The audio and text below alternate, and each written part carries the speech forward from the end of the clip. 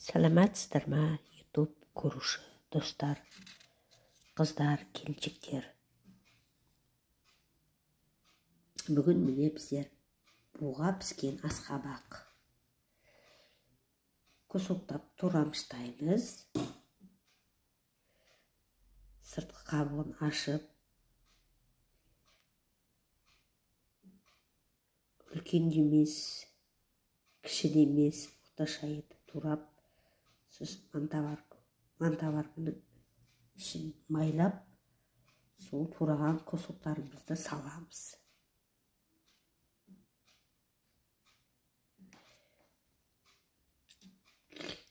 Біртіндеп табамыз толғанша сала береміз.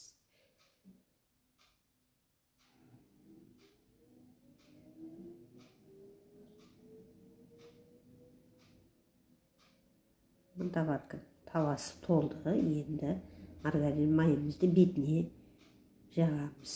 Бәріне тегістей тию керек, маргарин жаққандағы. Бәріне тегістеу керек. Маргарин жағып болдық.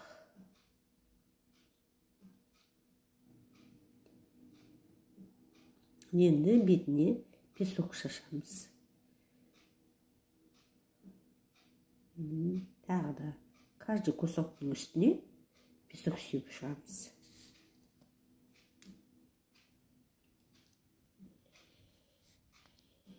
Енді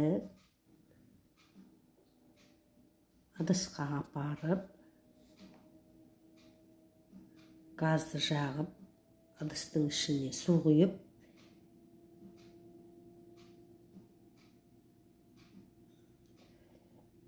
орташа етіп су құйып, жаңағы толған немізді ішіне саламыз. Бір жарты сағат әрі кеткенде 45 минуттай піседі сол парға, буға. Міне біздің тағамымыз әзір. Тәлкеге салып алдық. Енді бетіне мед құямыз. Қасықпен жайлап мед құямыз.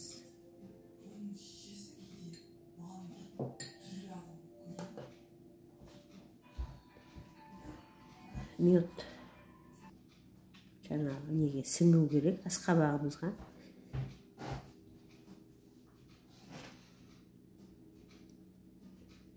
Енді сол піскен тағамымызбен шай ішіп көріп жатырмыз. Қыз келіншектерге айтарым, әрі жеңіл, Керемет, жұмсақ, дәмді. Сіздер де осылай жолдастарыңызға пісіріп беріңіздер. Әжелеріңіз болса, аталарыңыз болса, тіске жұмсақ әрі жеңіл тағамның бір түрі.